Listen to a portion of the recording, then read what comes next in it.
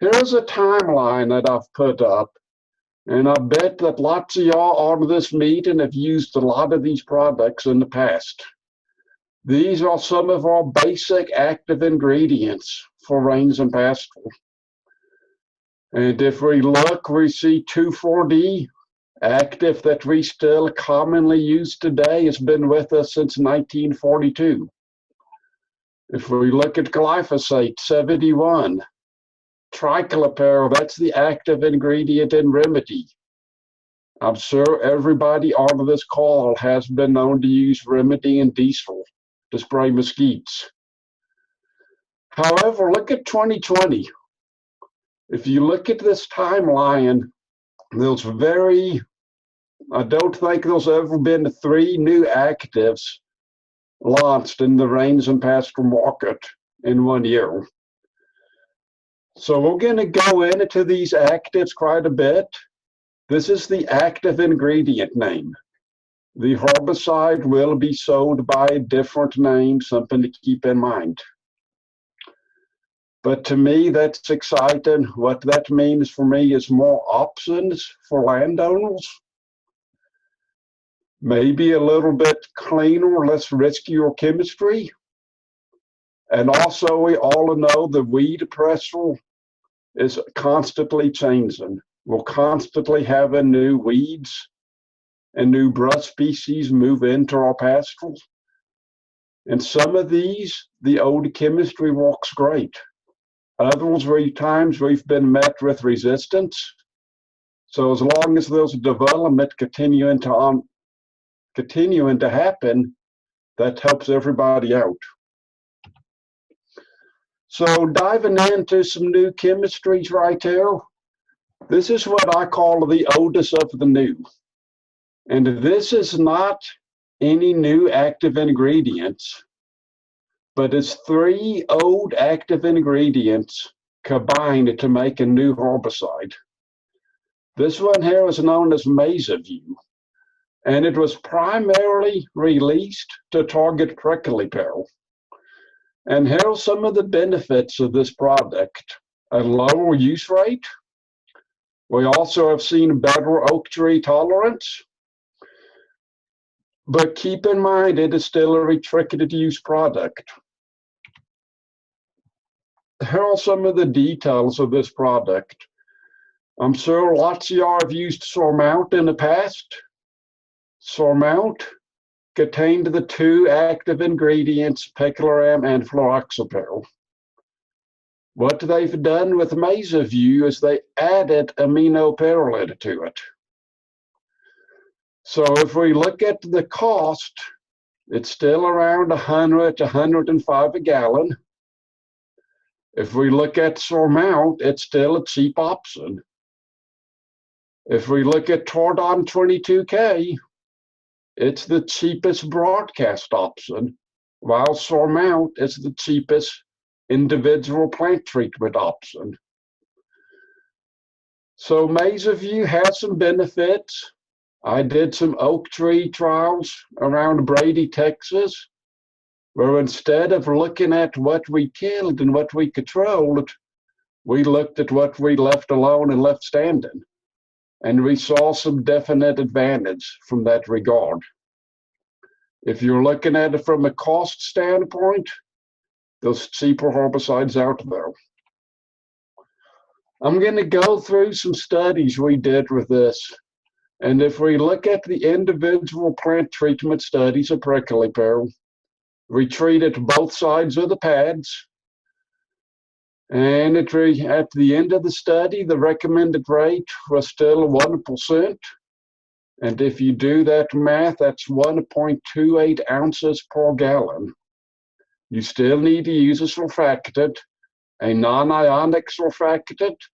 That's what NIS stands for, or a methylated seed oil surfactant, as well as using some type of blue dye or other spray indicator will allow you to see the coverage that you're getting. And we all know better coverage equals better kill. This is some of the data from the IPT sites throughout the state of Texas. I did lots of these. My colleague Morgan Treadwell in San Angelo had some of these sites for a total of 13 sites. This is 2 years out. And this is graphed in that box and whisker format. And for those of y'all who are not used to looking at this, the wider of these boxes, the more variability among that treatment. One thing that you can look at is if we look at the various rates of Meza view, and this was a rate study where we were looking at how low we could go and still get a good rate of mortality. We see this rate over here, the 0.25%, was not that consistent. We go to the orange, to the 0.5%. We tightened up the box a little bit, and there was nothing wrong with 88% control. But if we start looking up here, look at the 0.75, the yellow, the 1%, and then we compare it to some other things, excellent control on prickly pear, as well as very consistent. Something else I told you, although, is if we look at some of the older chemistry, surmount, this is still the most economical option. 1% surmount at 2 years after treatment, there was no difference. So now you have the information, you make the decision. Here are some pixels. These pixels were taken 1 year after treatment. If you look right there, you can see the prickly pear is basically gone to toast, nothing left of it. You can easily tell those treated plants. And now we move on to the broadcast. We did kind of the same thing. We did a rate study looking at various rates, basically doing the limbo, looking at how low we could go. For the ground broadcast, we used 20 gallons to the acre. For the aerial, we used a minimum of 4 gallons per acre. It's always best to treat it prior to a rainfall event. And if treating by air, it's best to treat prior to any trees leafing out. Something else to make note of, if you also want to control broomweed and some of those other weeds, annual weeds that emerge early in the springtime, by spraying the prickly pear in February and March, you'll get excellent weed control. There is the ground broadcast data, and this is 7 sites, 24 months after treatment. If we look at this right there, we'll see the same thing. You see a classic rate response. The higher the rate, the more consistent. And you'll see the 32-ounce rate. It ranges from about 96 to, let's say, 68% control. Good control on prickly pear. If we compare it to surmount and tordon, it's pretty close to equivalent. One thing to keep in mind, the surmount rate is 64 ounces to the acre. The Meza view rate is half of that. It's a quart equal to tordon. Once again, I'm just giving you the information. You decide if you have prickly pear you're going to spray, what you would like to use.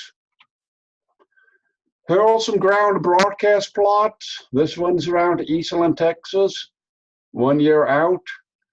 One thing that lots of people point out to me, there's a lot of prickly pear left standing in this treated area. Yes, I'm well aware of that. But look at this untreated area. If we talk about opening up and reclaiming grazable acres, there's a lot more acres that could be grazed right there. If you got your stocking rate set for the number of acres that you own. And 50% of that country looks like this over here on the left-hand side and treated. I'm going to say you're drastically overstocked. So those are some other things to keep in mind. If we can spray prickly pear, get 70–80% control, that's a lot of acres opened back up over time. This is some of the oak tolerance data. And I realize in Hill County that may not be a huge concern because I doubt your area will spray that much prickly pear. But if we look at the storm out, at 14 months after treatment, the canopy reduction was estimated to be 28%. If we look at the drawdown, it was estimated to be 20%. Now we come over here and we look at the Meza view, 11% and 14%. That's pretty good control of prickly pear and very good live oak response. Not a lot of damage occurring. So if we look at that right there, that is an added benefit. What I attribute that to is they took out some of the picloram. They replaced that with aminopyrrolate, and it was a safer option on some of those oak trees.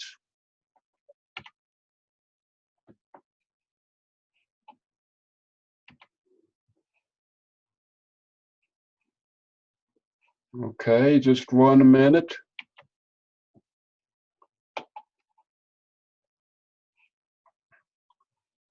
Zack, it's not voting to change slides now.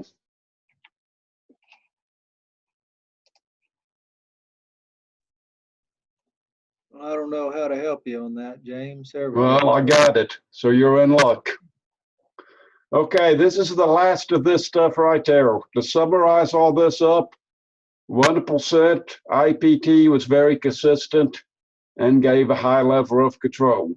Broadcast, 32 ounces was most consistent, and it provided on average better control and more consistent control than Tordon. And y'all saw the oak tree data. So moving on to something else, we are looking at this herbicide on some hard to control weed species. This right here was done over in Comanche County. This was on the bull nettle. Extremely difficult weed to control. I'm sure y'all have some spots around Hill County that are grown up with bull nettle due to your sandy soils in some areas. I expect over time, this herbicide right here, Meza view, people will start using, and we'll have more data on it that indicates some of these hard to control species can be controlled with this one. This right here was 93 days after treatment. You can see the plot right there. The sign is in the middle of the plot. So we got really good control right there. Going to continue to look at some other stuff this year with that. Okay, moving on to another new herbicide that is made up of a whole new active ingredient that I think a lot of the hay producers in Hill County will find very beneficial. I've been talking about this for a couple of years, been describing some of my research, been telling everybody it is a research update, not a recommendation. This right here is a pastoral pre-emulsant product. Currently, the only pre-emulsant on the pastoral market is known as Prowl H2O, commonly used to control sandbar, crabgrass, and other annual grassy weed type species. This herbicide, it's going to be marketed as Resilon. The active ingredient name is indaziflan. It was released in 2010. It's been in the industrial vegetation management market, the turf grass market, and now it's making its way down to the rains and pasture market. It's not at all active on perennial grasses. It has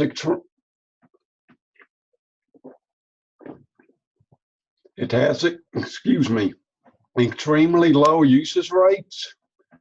If any of y'all have seen any of these herbicides, Esplanade, Allion, Marengo, that's the same active ingredient, but that's listed in a different market. It's expected to be labeled in the fall of 2020, and it's going to be used in a wide range of capacities, I feel like. One species that we've done a lot of testing on is annual ryegrass. I realize some people may be thinking I'm crazy for talking about killing annual ryegrass. It is a very desirable cool season forage. It will produce a large amount of forage to the acre. Lots of people like to hay it. However, let's look at the negatives. Best to remove the annual ryegrass prior to the coastal green up. If we graze it out, that's often difficult to achieve.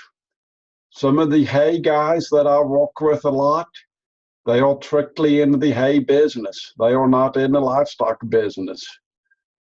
Oftentimes, their hay fields do not even have fences around it.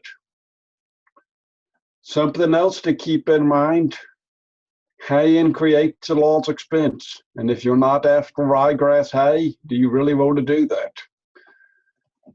And this year, as well as last year, we had a cool, wet spring where the annual ryegrass continued growing and stayed green through June. That put a lot of limitations on our coastal Bermuda grass greening up, delayed a lot of cuttings. So in those types of years, people may have considered coming out and spraying a pre-emulgent for annual ryegrass. Here is some data right there from some of these studies. Keep in mind the product that we were using in these studies is known as Esplanade. Esplanade is a product that is already out there, is already labeled, but it's not labeled for pastoral use. The product with this active ingredient that will be labeled for pastoral use will be known as Resilon. This trial, it was sprayed in the 25th of October, 2017. This data is 7 months after treatment, basically at the end of the cool season. What you can see is we sprayed it one time at a 3-ounce rate. This treatment number 3, sprayed at 3 ounces in October and sprayed again in February. Then we did the 5-ounce rate and the 7-ounce rate. And we compared it all to the Prowl H2O. If we look at this right here, there's a few things I think we need to point out. The 3-ounce rate applied in October is not that much different than the 3-ounce rate applied twice, or even the 5 or the 7-ounce rate. I question the economics if somebody was to do much more than the 3-ounce rate. You know, you can see there is an increase in control, but I have not done any statistical analysis on it. But I question if from 82 to 93% increase in control is significant enough to warrant the additional cost. That would be a decision you would have to make. If we compare this to the old pre-emulgent, the current standard, there's no comparison, in my opinion, when it comes to annual ryegrass control. Okay, right here we have some plots over at Ellis County not too far away from y'all. And if you look between these yellow lines, these are some plots sprayed for annual ryegrass. This is a dormant coastal field. If we look at this right here, it was sprayed October 8, 2019. This pixel right here is the 3-ounce rate, taken 93 days after treatment in January. You can see a little bit of ryegrass coming on here in the front area, past the pink flags. Between the yellow lines is the plot. That is the same plot right there. Now I realize this is not 100% control. If we look outside of this yellow line, you can see the ryegrass. You can see there's some ryegrass moving into the plot. But keep in mind that is 178 days after treatment.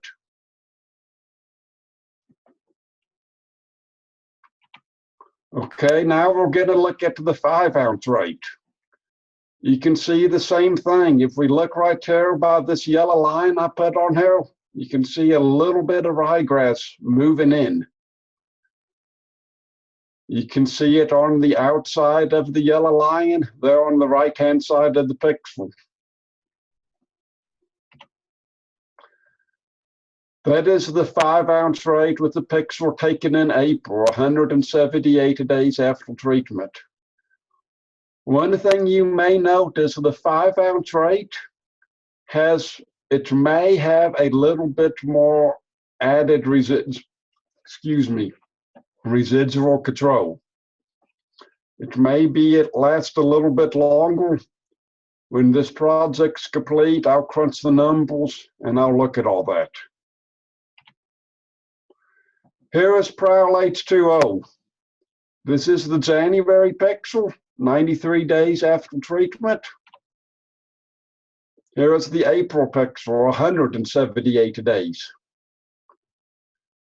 You know, Prowl H2O is not that effective on annual ryegrass. And we've absorbed that time and time again. This is from another project. This is the end of season. If we look at this plot right there, very clean of all the cool season annuals. You can see some coastal Bermuda coming back in here.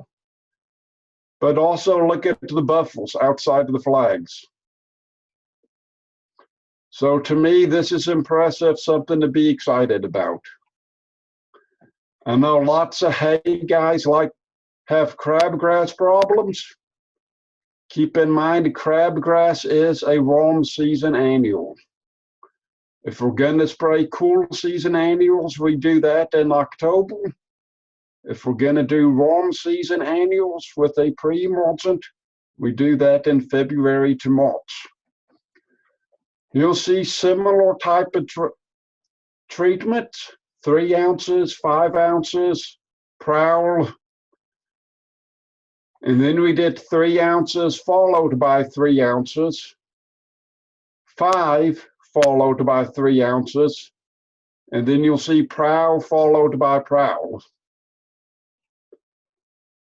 There's a few things to take note of here. One thing is we mixed in some 2,4-D with each one of these treatments.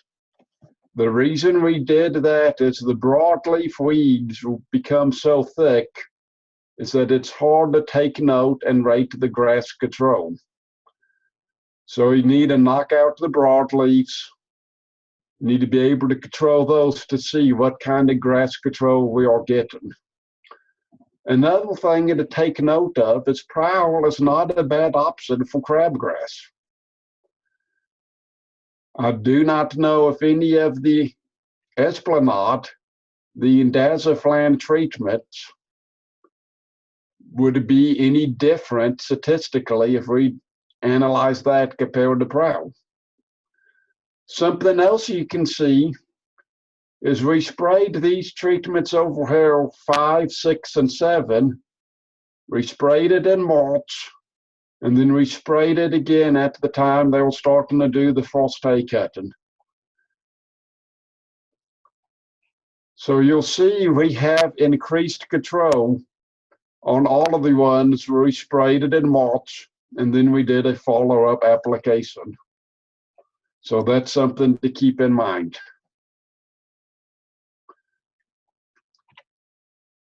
Okay, here is a big one that I see lots of people becoming very anxious about.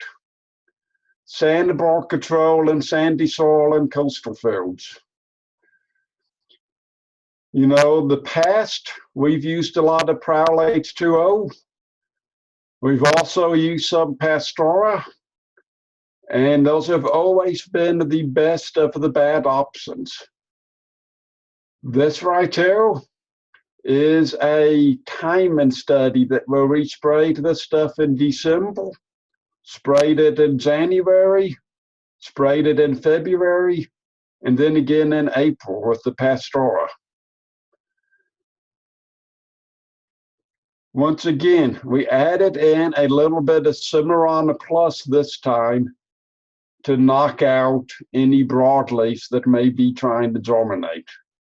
We have to keep the plot somewhat clean to be able to recognize and identify a sandbar. We also went out with a high rate of glyphosate. I realize that's higher than what most people do, but one of the thoughts was we want to clean a plot. We want to be able to see what's there. We want to be able to give the sandbar plenty of chance to germinate. And we do not want it being overseeded by other species. So if we dig into the data, there's a few things. One is, look, this was evaluated in September. If we look at the stuff sprayed the previous December, 70% control is not bad. If we look at January, we're down to 66% control. And we look at the 5-ounce rate treatment 9 for February, 52% control. So one thing we see is the earlier we go out, the better control that we get.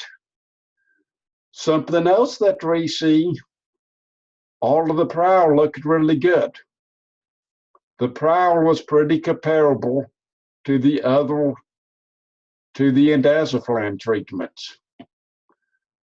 And one thing that I've realized from talking to hay producers from around the state, Prowl is very inconsistent. One time they use it, they love it. Another time they use it, they're ready to throw rocks at it. I credit a lot of that to the need for Prowl to quickly be activated by a rainfall event shortly after going out.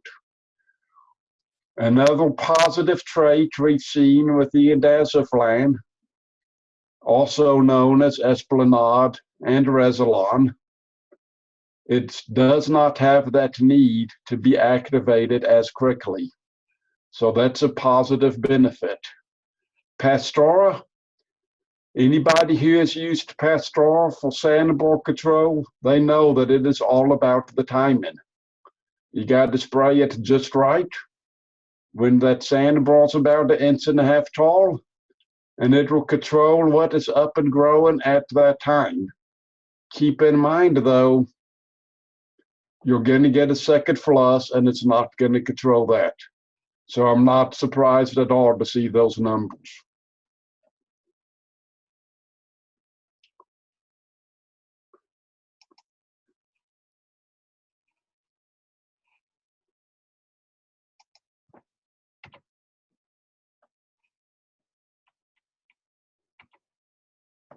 Okay, it's hanging up, and I wrote in the change slides again.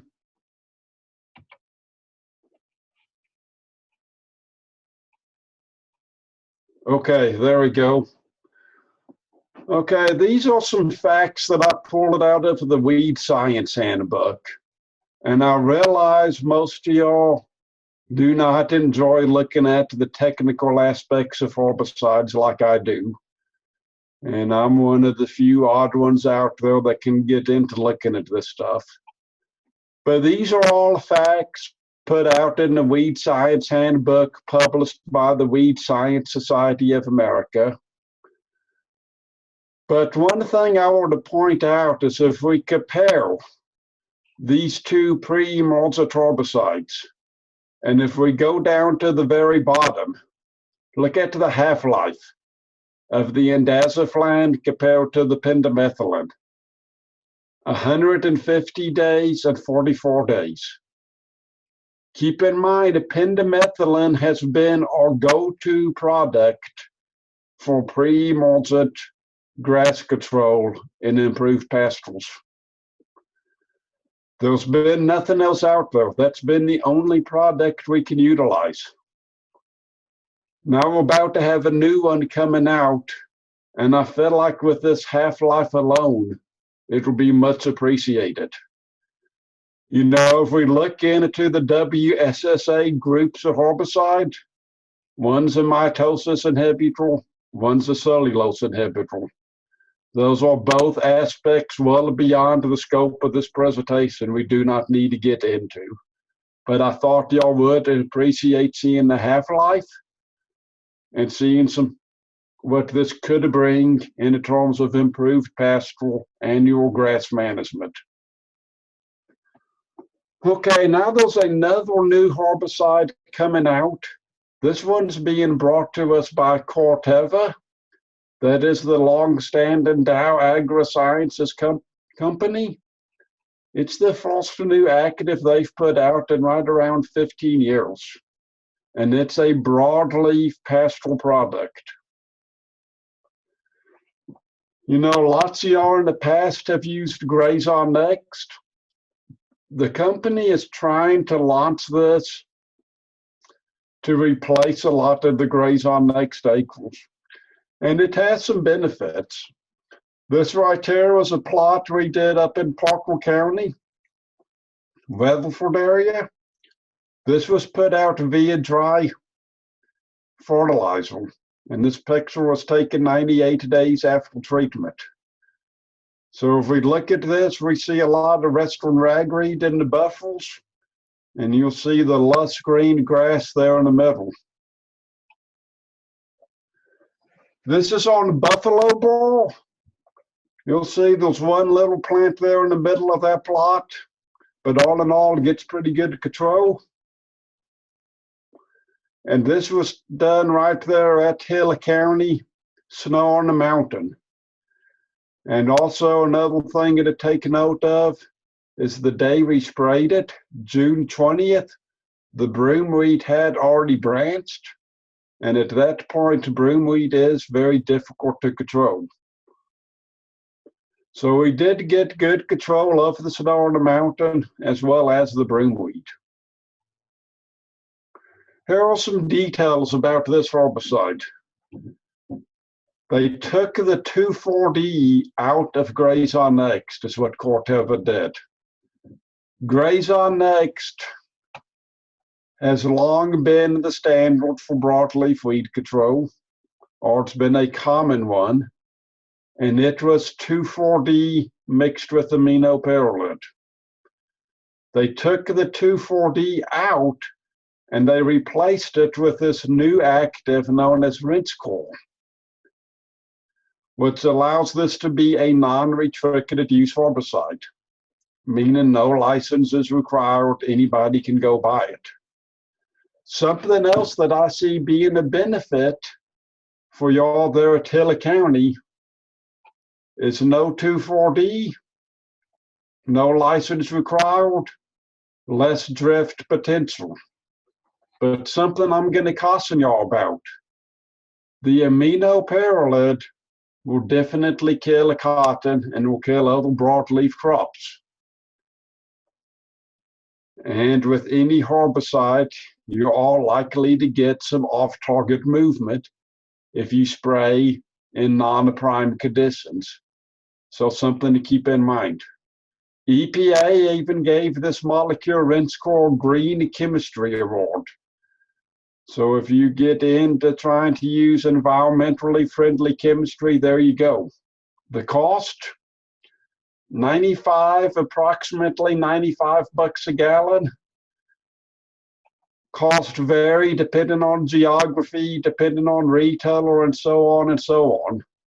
If we look at the cost per acre, 7.5 to right around 14 bucks an acre. And that does not include the cost of application. So if we go down here, if we look at graze on next and graze on P plus D, it is definitely more expensive. However, if you're in a county that's got 2,4-D restrictions, you may appreciate this. Something else to keep in mind if you do not have a license. This right here would be an added benefit.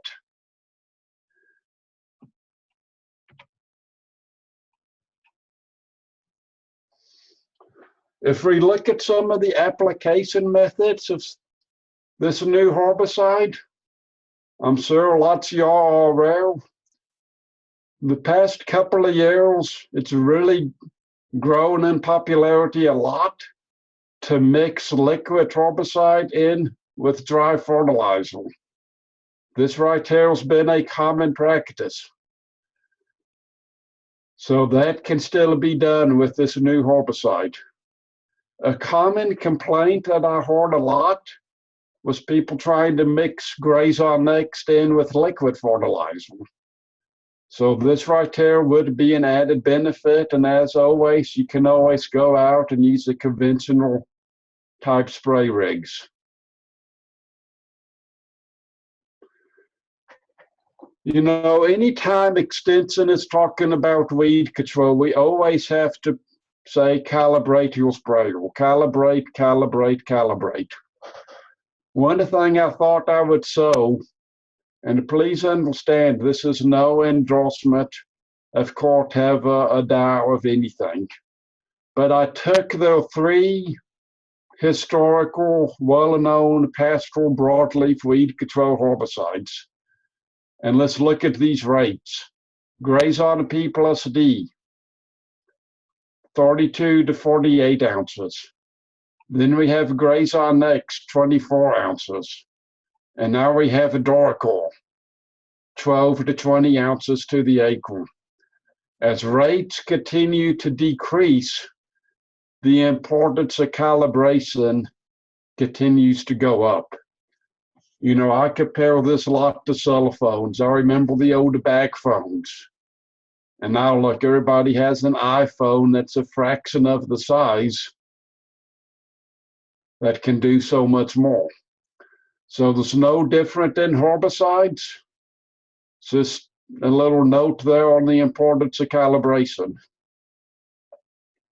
Here are some other benefits of the DuraCor herbicide. It's a non-restricted one. Less tank mixing. You know, lots of people were mixing in some dicamba with graze on next to get some moss odor control. Or they were doing some other types of mixing. This appears to not have the need for that. You know, something else to keep in mind, low odor. Last night I was outside, my neighbor was spraying 2,4-D, killing some weeds. I could easily ID what he was spraying by the smell. Granted, not everybody smells herbicides as often as I do, but this would be an added benefit. Non-volatile, once again, still prone to physical drift, but not as likely, and no 2,4-D or dicamba. One thing to keep in mind, I'm sure lots of y'all have seen this picture right here. It's on a lot of Corteva, also known as Dow's products, basically stating that herbicide will remain active for a long time. You spray the grass, the cows graze the grass, the cows defecate, you pick up that manure, you dump it on the tomato plants, you kill your tomato plants. It is a broadleaf weed herbicide doing what broadleaf weed herbicides do, killing broadleaf plants. We've learned how to deal with that in all of these herbicides. So the new one at DuraCor is no different. So it's something to keep in mind.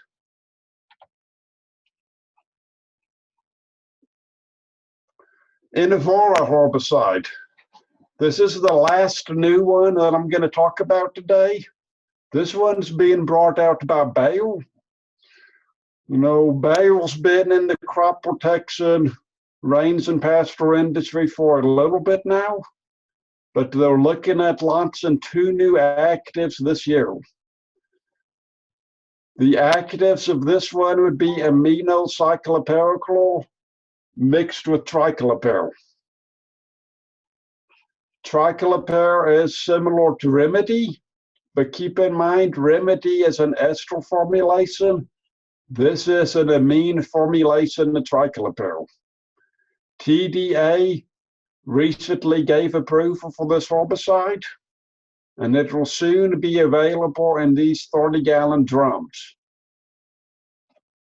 However, this herbicide has lots of other restrictions. There is the label, that's what you will see. It will control a lot of various species, mesquite, weesets, whitebush, lotebush, and we could go on and on down that list. One thing, though, that this herbicide requires is it requires the applicator to have what is known as a picolinic acid training. So prior to application, the landowner will have to go online and take this training. My understanding right now is that it's being offered online, but I'm sure TDA could help us get some clarification on that. And something else to keep in mind, record keeping. Keep record of that training for 3 years. The training date, the provider, and proof of completion. And also they need to make those records available to TDA or EPA if asked.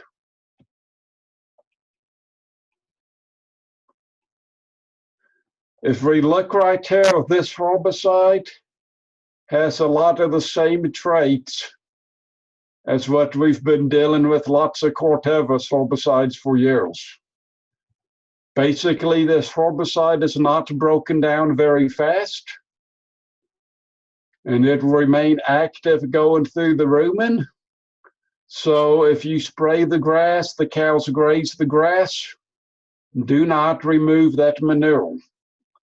Their label also states that prior to moving livestock, you need to flush out their digestive tract for 3 days before transport or moving off-site.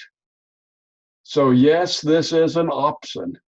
Yes, this is a herbicide somebody could decide to use. If you do decide to use it, do you need to be aware of some things? Absolutely.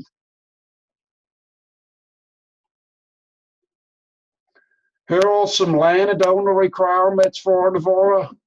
It can only be sprayed on private land, no public land. However, privately owned land or land managed through leases.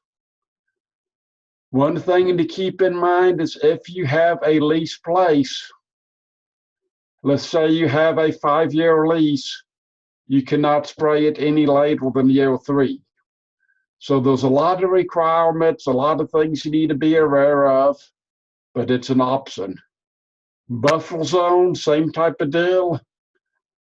Property line, if you're doing aerial application, keep a 100-foot buffer zone. If there's any free flowing water, aerial or ground broadcast, 100-foot. IPT, you can spray to the water's edge. Non-free flowing water, the same type of deal. 100-foot aerial or ground broadcast, or if you're going to do IPT application, spray right up to the water's edge.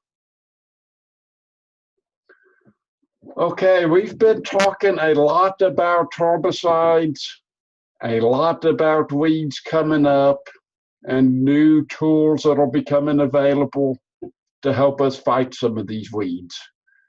However, I was at a meeting a while back, and an extension specialist from Missouri Extension was talking about a study he had going on, looking at basically what causes some of these weed outbreaks in pastures. And he had a few key questions he was going to ask. One is, are overall weed infestation levels associated with any specific nutrients, and all soil pH levels in pastures? And they also wanted to know, could they identify any specific weed, nutrient, and all pH relationships? So he took the state of Missouri. He had a grad student who ran around and sampled pastures all throughout the state for 2015 and in 2016. Total of 46 sites. He did soil sampling as well as weed sampling. Here is his data. Here is what he found.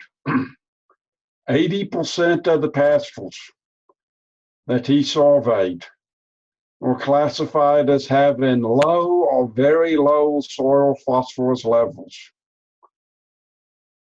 17 of the 46 were classified as having low to very low soil potassium levels. If we look at the average pH was 5.8. In all of our extension literature, it says optimal nutrient uptake occurs at 6 to 7. So the pH was low. If we break it down a little bit further, a 1 unit increase in soil pH corresponded to roughly 4,100 fewer weeds to the acre. And look at this down here. Each 0.1 part per million increase in P and K, 162 and 12 fewer weeds to the acre.